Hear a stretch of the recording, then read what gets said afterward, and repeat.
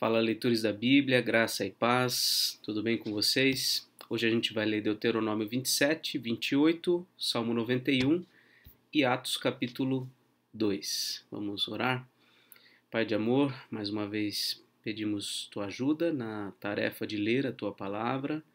Pedimos, Senhor, que pelo teu Santo Espírito sejamos instruídos e assim o Senhor nos transforme segundo a imagem do teu Filho Jesus. Abençoa-nos, ajuda-nos, que tudo seja para a honra e glória do teu nome, Pai. Em nome de Jesus, amém.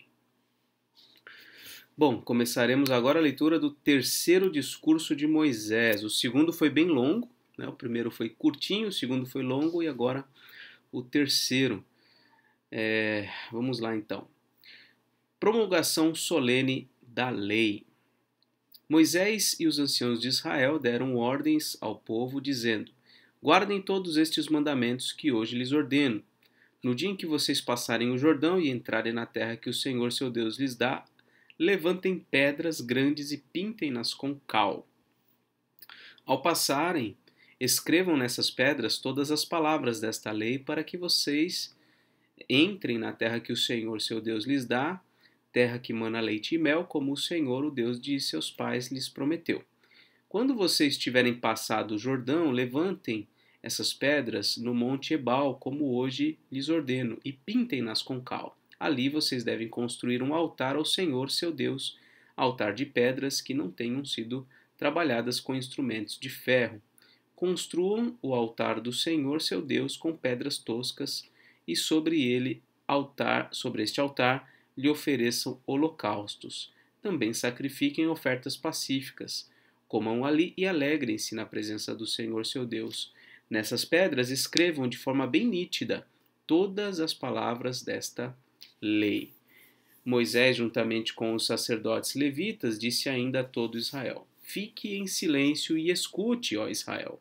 Hoje vocês vieram a ser o povo do Senhor seu Deus. Portanto, obedeçam à voz do Senhor seu Deus e cumpram os mandamentos e os estatutos que hoje lhes ordeno. Ordem simples, eles deveriam ao chegar estabelecer esse altar e ali escrever as palavras da lei. São marcos importantes, né? Por exemplo, quando há uma inauguração de um espaço, você põe lá uma placa com alguns dizeres, os líderes que participaram daquela construção. Quando você, por exemplo, chega numa cidadezinha pequena, você vê lá uma praça, a praça da maçonaria, a praça do Rotary Club, a Praça da Bíblia, até aqui na Praia Grande tem a Praça da Bíblia. Então são marcos que têm algum significado. Esse marco deveria ser o marco inicial, onde a lei do Senhor estava gravada e onde eles deveriam ali festejar e celebrar. Naquele dia, Moisés deu ordem ao povo, dizendo: Quando vocês tiverem passado o Jordão, essas tribos devem se colocar sobre o monte Gerizim para abençoar o povo: Simeão, Levi, Judá, Issacar, José e Benjamim. Então tinha um monte, essas tribos, ou pelo menos os representantes deles, imagino, deveriam subir nesse altar.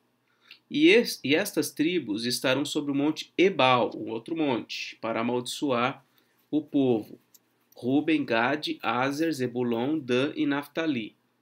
Os levitas testificarão a todo o povo em voz alta e dirão: espera só um pouquinho, deixa eu ver se eu acho aqui. Monte Ebal e Monte Gerizim. Vamos ver se tem alguma imagem aqui. Olha aqui que interessante, ó. Aqui está uma foto. Deixa eu ver se eu consigo abrir aqui. São dois montes, um de frente para o outro, tá vendo? Talvez desse para todas as tribos mencionadas subirem nesses montes, talvez, porque são montes largos, né? Bem espaçosos. Deixa eu ver essa aqui. Aqui, ó, Monte Gerizim, Monte Ebal. Essa foto já não está tão boa. Tá? Então são montes. E aí o que eles deveriam fazer? Deveriam pronunciar bênçãos e maldições. Os levitas testificarão a todo o povo de Israel em alta voz e dirão: Maldito o homem que fizer imagem de escultura ou de fundição, abominável ao Senhor, obra de artífice, e a puser em lugar oculto. E todo o povo responderá: Amém. Maldito aquele que desprezar o seu pai ou a sua mãe. E todo o povo dirá: Amém. Maldito aquele que mudar os marcos de divisa do seu próximo. E todo o povo dirá: Amém. Maldito aquele que fizer o cego errar o caminho. E todo o povo dirá: Amém. Maldito aquele que perverter o direito do estrangeiro, do órfão e da viúva. E todo o povo dirá: Amém. Maldito aquele que tiver relações sexuais com a madrasta, porque profanaria o leito de seu pai. E todo o povo dirá: Amém. Maldito aquele que tiver relações sexuais com um animal. E todo o povo dirá: Amém. Maldito aquele que tiver relações sexuais com a sua irmã, filha de seu pai ou filha de sua mãe. Todo o povo dirá: Amém. Maldito aquele que tiver relações sexuais com a sua sogra. E todo o povo dirá: Amém. Maldito aquele que matar o seu próximo às escondidas. E todo o povo dirá: Amém. Maldito aquele que aceitar suborno para matar pessoa inocente. E todo o povo dirá: Amém.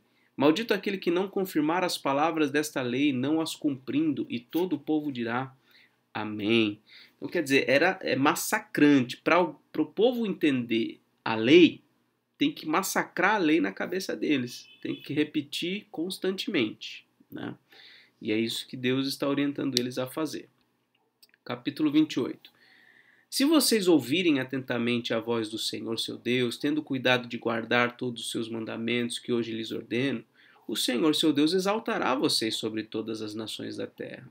Se ouvirem a voz do Senhor seu Deus, sobre vocês virão e os alcançarão todas estas bênçãos. E aqui vem todas as bênçãos decorrentes da obediência.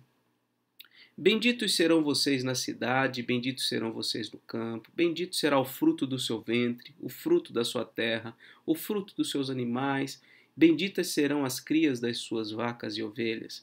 Bendito será o seu cesto de cereais, bendita será a sua amassadeira de pão. Benditos serão vocês ao entrar e benditos serão ao sair. O Senhor fará com que os inimigos que se levantarem contra vocês sejam derrotados na presença de vocês. Eles virão contra vocês por um caminho, mas fugirão da presença de vocês por 7 caminhos. O Senhor determinará que a bênção esteja nos seus celeiros e em tudo o que colocarem a mão, ele os abençoará, na terra que o Senhor seu Deus lhes dá. O Senhor os constituirá para si um povo santo, como prometeu com juramento, se guardarem os mandamentos do Senhor seu Deus e andarem nos seus caminhos. E todos os povos da terra verão que vocês são chamados pelo nome do Senhor e terão medo de vocês. O Senhor lhes dará abundância de bens no fruto de seu ventre, no fruto dos seus animais e no fruto do seu solo, na terra que o Senhor prometeu dar a vocês, sob juramento aos seus pais. O Senhor lhes abrirá o seu bom tesouro, o céu, para dar chuva à terra no tempo certo e para abençoar todo o trabalho das suas mãos. Vocês emprestarão a muitas nações, porém não tomarão emprestado. O Senhor os porá por cabeça e não por cauda, e só estarão em cima e não debaixo, se obedecerem aos mandamentos do Senhor seu Deus, que hoje lhes ordeno para os guardar e cumprir. Não se desviem de todas as palavras que hoje lhes ordeno, nem para a direita, nem para a esquerda, seguindo outros deuses para os servir.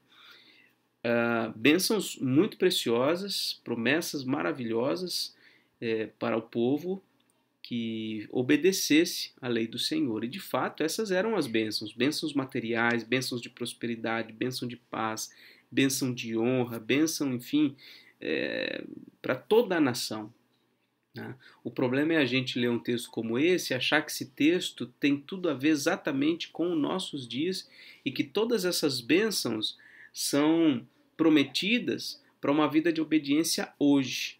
Tá? A gente precisa olhar para esse texto entendendo que Deus tem promessas, tem bênçãos para o seu povo decorrentes da obediência, mas que hoje, no tempo que hoje nós vivemos, após a vinda de Cristo, isso, de certa forma, mudou, no sentido de que as bênçãos que hoje nos são prometidas decorrentes da obediência são bênçãos de natureza espiritual, de forma proeminente. É claro que Deus pode nos abençoar materialmente, né? Mas essas bênçãos são de bênçãos de natureza espiritual, tá bom?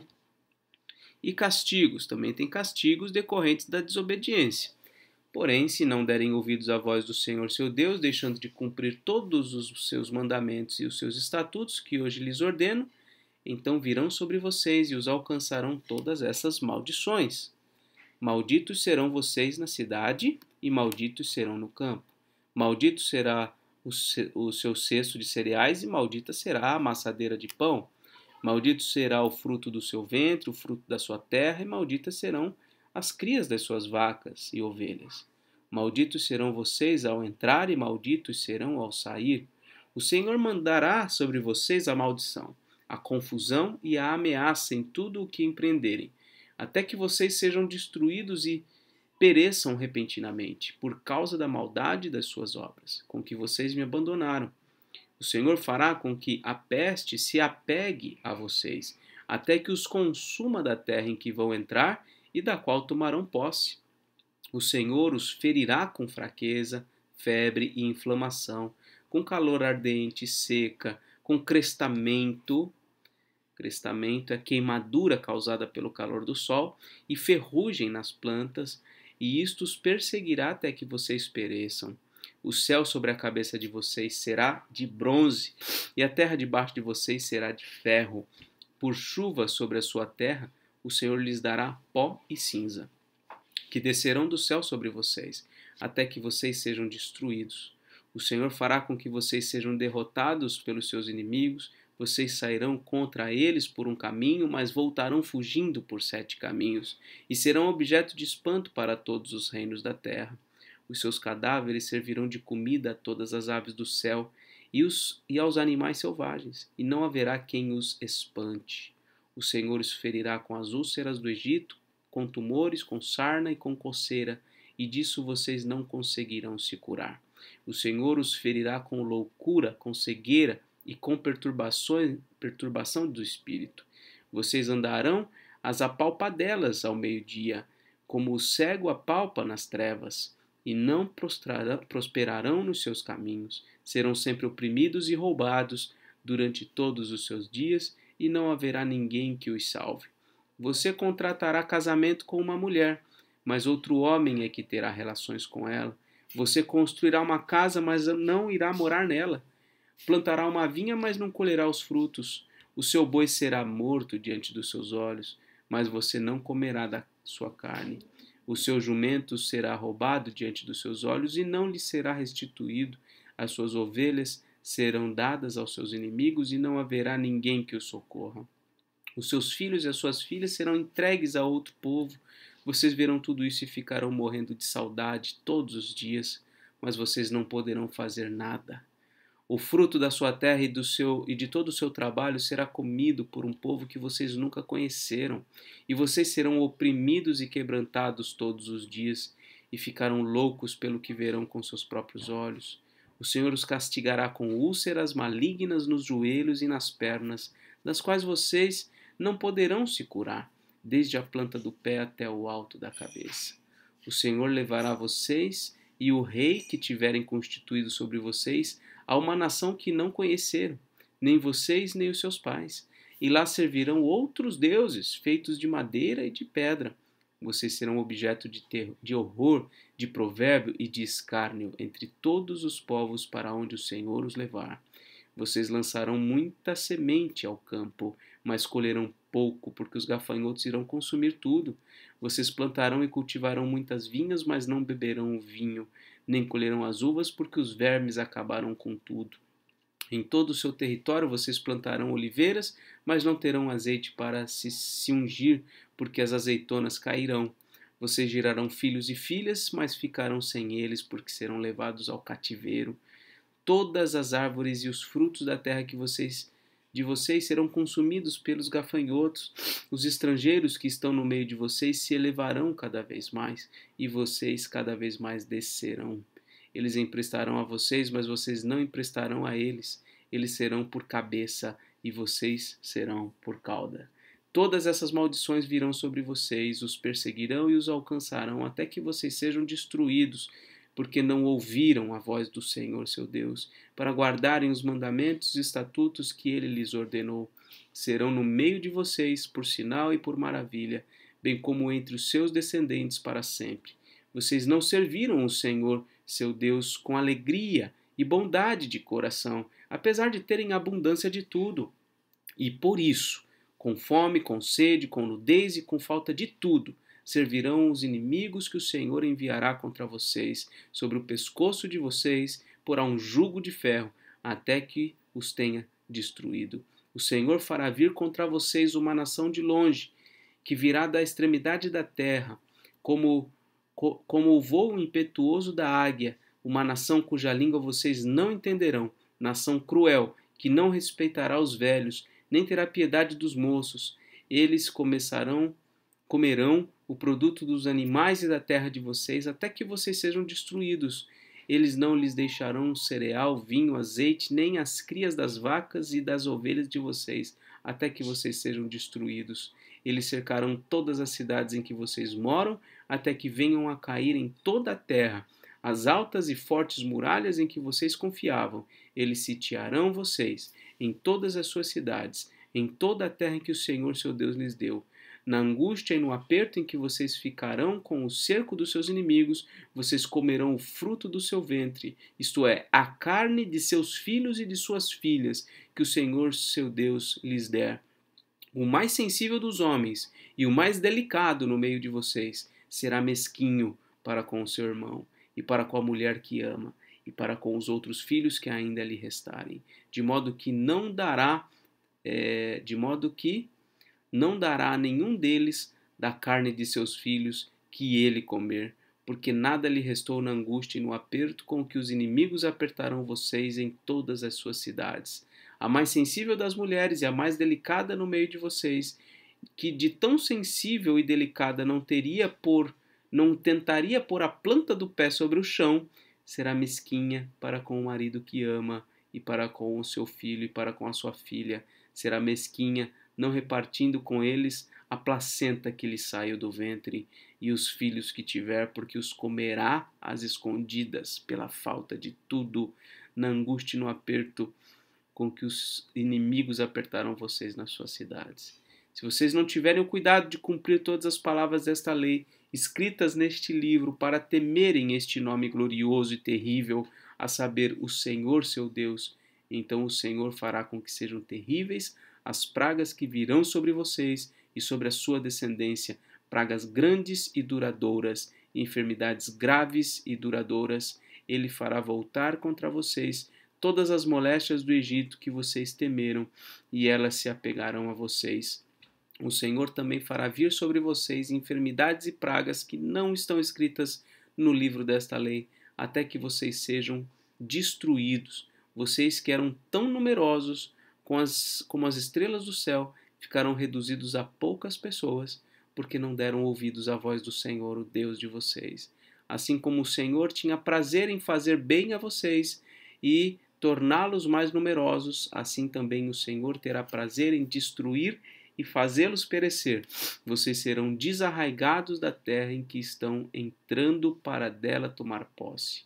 O Senhor os espalhará entre os povos, de uma até a outra extremidade da terra.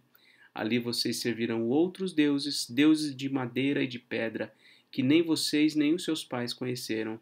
Nem ainda entre estas nações vocês terão descanso, nem a planta de seus pés terá repouso, porque ali o Senhor dará a vocês um coração que treme, olhos cansados e uma alma que desfalece.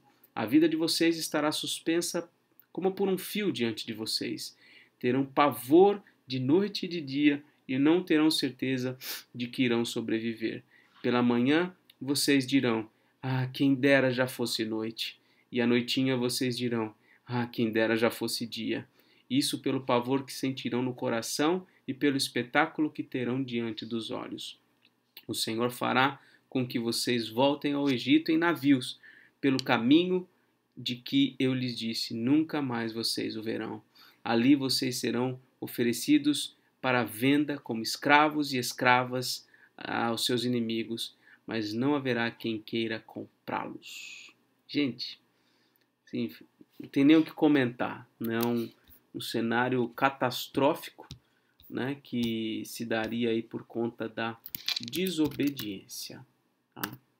Vamos seguir para o Salmo 91. Esse é um dos salmos mais conhecidos aí de todo o saltério. Aquele que habita no esconderijo do Altíssimo e descansa à sombra do Onipotente, diz ao Senhor: Tu és o meu refúgio e a minha fortaleza, o Deus em quem confio. Pois ele livrará você do laço do passarinheiro e da peste perniciosa.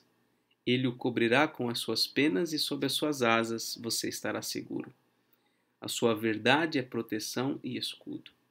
Você não terá medo do terror noturno, nem de flecha que voa de dia, nem da peste que se propaga nas trevas, nem da mortalidade que assola ao meio-dia.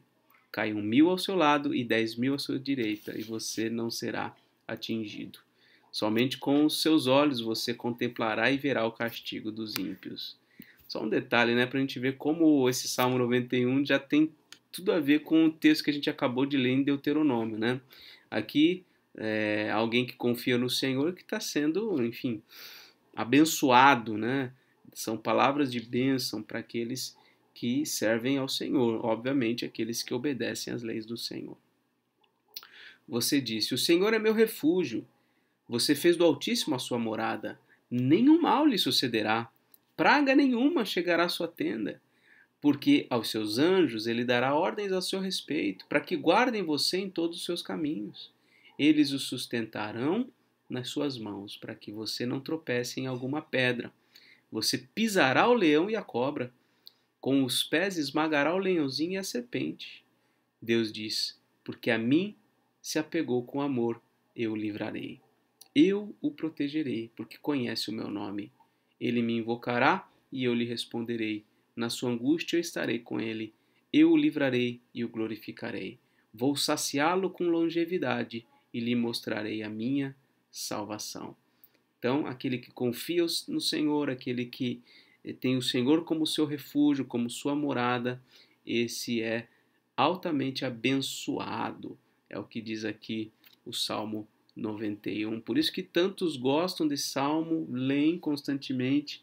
O problema é utilizar esse salmo como se fosse um amuleto, né? Como se esse salmo pudesse ser como que um escudo para as coisas ruins e contra as coisas ruins, e o que não é verdade, né? Nós podemos nos apropriar de um salmo como esse? Sim, se a gente entender a natureza espiritual da condição em que nós estamos, né? Ou seja, nenhum mal nos sucederá, ou seja, nós não seremos sucumbidos pelas tentações. Enfim, Deus nos protegerá sim. Por quê? Porque nosso coração está guardado, nossa mente está guardada por Cristo. Então a gente precisa fazer essa transposição, essa interpretação adequada. E esse salmo aqui também foi utilizado na conversa de Satanás com Jesus na tentação, né? Quando diz aqui, né, os teus anjos dará ordem a seu respeito para que te guardem, etc. Ele usou isso aqui diante de Jesus e Jesus falou: não, você eu não posso usar esse texto da maneira como você está falando, né? Depois você lê lá Mateus 4 ou Lucas 4, o episódio em que Satanás usa esse versículo, mas com uma interpretação errada. E Jesus fala: não é assim não. Tem uma interpretação melhor aqui para eu te ensinar. E aí agora Atos 2. Atos 2. Ao cumprir-se o dia de Pentecostes, estavam todos reunidos no mesmo lugar. De repente veio do céu um som como de um vento impetuoso e encheu toda a casa onde estavam sentados, e apareceram distribuídas entre eles línguas como de fogo, as quais pousaram sobre cada um deles. Todos ficaram cheios do Espírito Santo e começaram a falar em outras línguas, segundo o Espírito lhes concedia que falassem. Esse foi um episódio aqui no Pentecostes, foi um domingo, né? O Pentecostes era sempre um domingo. Isso a gente vê lá em Levítico 23, que o Pentecostes, desde o Antigo Testamento, sempre foi no dia imediato ao sábado, que era o primeiro dia da semana. E isso que acontece aqui dá margem para muita gente achar que esse dom de línguas é a principal evidência do Espírito Santo, o que não é verdade. O dom de línguas manifesto aqui na vida destes se deu por uma razão muito específica. O Pentecostes era uma festa que reunia judeus de todos os cantos do mundo em Jerusalém. Então, fazia muito sentido que as pessoas que ali estivessem falassem outras línguas as grandezas de Deus, para que os seus compatriotas judeus de outras nações pudessem ouvir as maravilhas de Deus e ver o que Deus estava fazendo. Então teve uma função particular, especial, o dom de línguas aqui, e eram línguas de verdade, idiomas, não é aquela glossolalia que costumam fazer por aí, tá? Estavam morando em Jerusalém judeus, homens piedosos, olha só, vindos de todas as nações debaixo do céu. Assim, quando se fez ouvir aquela voz, afluiu a multidão que foi tomada de perplexidade, porque cada um, olha só, olha o milagre, cada um ouvia falar na sua própria língua. Então, o milagre da fala em outra língua e o milagre da audição. Quer dizer, um judeu que era nascido lá em Roma, ele era grego, a língua materna dele era o grego, ele ouvia em grego. Aquele outro que estava lá nas Arábias, estava ali, ouviu em árabe. Então, um milagre mesmo. Estavam atônitos e se admiravam, dizendo: vejam, não são galileus, todos esses que aí estão falando? Porque o Galileu era marginalizado. O norte de Israel era um povo que, enfim, que não tinha muita cultura, entendeu? Então, como assim? Os galileus estão falando em outras línguas? Então, como os ouvimos falar, cada um na nossa própria língua materna? Olha só o versículo 9. Somos partos, medos, elamitas, naturais da Mesopotâmia, Judéia, Capadócia, Ponto, Ásia, Frígia, Panfilha, Egito, regiões da Líbia, imediações de Cirene, romanos que aqui residem, tanto judeus como prosélitos, cretenses e árabes. Como os ouvimos falar sobre as grandezas de Deus em nossas próprias línguas? Olha que milagre! E um milagre semelhante a esse, um dom semelhante a esse, você já viu acontecer em algum lugar, em alguma igreja? Tenho certeza que não. Todos atônitos e perplexos perguntavam uns aos outros: o que será que isso quer dizer? Outros, porém, zombando, diziam: estão bêbados. Então Pedro se levantou junto com os 11 e, erguendo a voz, dirigiu-se à multidão nestes termos: homens da Judéia e todos vocês que moram em Jerusalém, tomem conhecimento disto e prestem atenção no que vou dizer. Estes homens não estão bêbados, como vocês estão pensando, porque são apenas 9 horas da manhã. Mas o que está acontecendo é o que foi dito por meio do profeta Joel. E aí ele diz aqui o que diz um profeta Joel. E acontecerá, veja aí, nos últimos dias. Por quê? Porque a primeira vinda de Cristo e a sua ascensão ao céu inaugura os últimos dias. Nós vivemos até hoje os últimos dias. E acontecerá nos últimos dias, diz o Senhor, que derramarei o meu espírito sobre toda a humanidade. Os filhos e as filhas de vocês profetizarão. Seus jovens terão visões, seus velhos sonharão, até sobre os meus servos e sobre as minhas servas derramarei o meu espírito naqueles dias e profetizarão. Então, até o versículo 18 aqui, uma etapa que parece que está ali muito presente na experiência que eles estavam tendo. Agora o 19, o 20 e o 21 mostram uma realidade que ainda não aconteceu, mas que na visão do profeta iria acontecer ao mesmo tempo. Mas a gente sabe que são em momentos diferentes, né? Versículo 19: mostrarei prodígios em cima no céu e sinais embaixo na terra, sangue, fogo e nuvens de fumaça. O sol se transformará em trevas e a lua em sangue, antes que venha o grande e glorioso dia do Senhor, e acontecerá que todo aquele que invocar o nome do Senhor será salvo.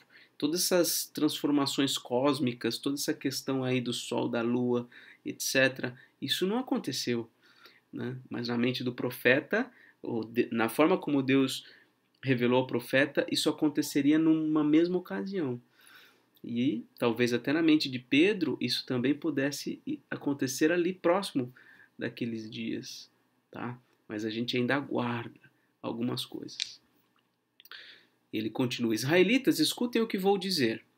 Jesus, o Nazareno, homem aprovado por Deus diante de vocês com milagres, prodígios e sinais, os quais o próprio Deus realizou entre vocês por meio dele, como vocês mesmos sabem, a este, conforme o plano determinado e presciência de Deus, vocês mataram, crucificando-o por meio de homens maus.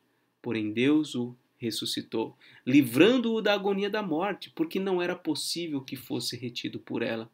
Porque Davi fala a respeito dele, dizendo: Eu sempre via o Senhor diante de mim, porque ele está à minha direita, para que eu não seja abalado. Por isso o meu coração se alegra e a minha língua exulta. Além disso, também a minha própria carne repousará em esperança, porque não deixará a minha alma na morte, nem permitirá que o teu santo veja corrupção. Fizeste-me conhecer os caminhos da vida, e me encherás de alegria na tua presença. Ele menciona o Salmo 16 como uma aplicação a Cristo e a experiência de Cristo em não ter a sua alma entregue à morte, tá? O fato dele ter ressuscitado. Irmãos, permitam-me falar-lhes claramente a respeito do patriarca Davi. Davi ele morreu e foi sepultado, e o seu túmulo permanece entre nós até hoje. Sendo, pois, profeta, sendo Davi profeta, e sabendo que Deus lhe havia jurado que um dos seus descendentes se assentaria no seu trono, prevendo isto, referiu-se à ressurreição de Cristo. É o que o apóstolo Pedro está interpretando o Salmo 16, que nem foi deixado na morte, nem o seu corpo experimentou corrupção. Deus ressuscitou este Jesus, e disto todos nós somos testemunhas. Exaltado, pois, à direita de Deus, tendo recebido do Pai a promessa do Espírito, derramou isso que vocês estão vendo e ouvindo. Porque Davi não subiu aos céus, mas ele mesmo afirma. Agora o Salmo 110. Disse o Senhor ao meu Senhor: sente-se à minha direita, até que eu ponha os seus inimigos por estrado de seus pés. Portanto, toda a casa de Israel esteja absolutamente certa de que a este Jesus que vocês crucificaram, Deus o fez Senhor e Cristo. Quando ouviram isso, esse foi o sermão, o primeiro sermão cristão, né? Primeiro sermão depois da subida de Jesus. Quando Pedro pregou isso, quando ouviram isso, ficaram muito comovidos e perguntaram a Pedro e aos demais apóstolos: que faremos, irmãos? Pedro respondeu: arrependam-se e cada um de vocês seja batizado em nome de Jesus Cristo para a remissão de seus pecados, e vocês receberão o dom do Espírito Santo. Porque a promessa é para vocês e para os seus filhos e para todos os que ainda estão longe, isto é, para todos aqueles que o Senhor nosso Deus chamar. Com muitas outras palavras, deu testemunho e exortava-os, dizendo: salvem-se desta geração perversa. Então os que aceitaram a palavra de Pedro foram batizados, havendo um acréscimo naquele dia de quase 3.000 pessoas. Então o que eles deviam fazer? Se arrepender, né? E ser batizado. O batismo faz parte, né, do início da vida cristã. E ele diz aqui que essa promessa de salvação é para eles que estavam ali ouvindo e para seus filhos. É por isso que aqui foram batizados 3.000 pessoas. 3.000 pessoas. E peraí, só os adultos foram batizados? O texto não está dizendo que foram só os adultos. A promessa é para eles e para os filhos deles. Os filhos sempre estiveram amarrados à união dos seus pais com Deus. Então, o mais natural aqui é a gente entender que os crentes foram batizados e também as suas famílias, os seus filhos, as crianças, inclusive, que é o que muita gente vai achar estranho isso, né? Peraí, batizar crianças? Como que a igreja presbiteriana batiza crianças? É por conta da doutrina da aliança, por conta de textos como esse aqui que revelam como os filhos estão vinculados à aliança de seus pais com Deus. Mais para frente a gente vai falar mais sobre isso. E perseveravam na doutrina dos apóstolos, na comunhão, no partir do pão e nas orações. Em cada alma havia temor, e muitos prodígios e sinais eram feitos por meio dos apóstolos. Todos os que criam estavam juntos e tinham tudo em comum. Vendiam as suas propriedades e bens, distribuindo o produto entre todos, à medida que alguém tinha necessidade. Diariamente perseveravam unânimes no templo, partiam o pão de casa em casa e tomavam as suas refeições com alegria e singeleza de coração, louvando a Deus e contando com a simpatia, olha aí, pessoal ao redor, simpatia de todo o povo. Enquanto isso, o Senhor lhes acrescentava dia a dia os que iam sendo salvos. Então aqui um retrato de como viviam nossos irmãos no início, né, de como eles se importavam uns com os outros, como eles cuidavam uns dos outros, como eles louvavam a Deus, partilhavam a refeição, celebravam a ceia do Senhor e eram instruídos pela palavra e viviam sempre em oração, ou de casa em casa ou no templo, eles estavam sempre juntos. A importância da comunhão é fundamental. E aqui então a gente termina a leitura de hoje, uma longa leitura, mas pudemos aí concluir, graças a Deus, e amanhã a gente continua, se Deus quiser. Um forte abraço e até mais.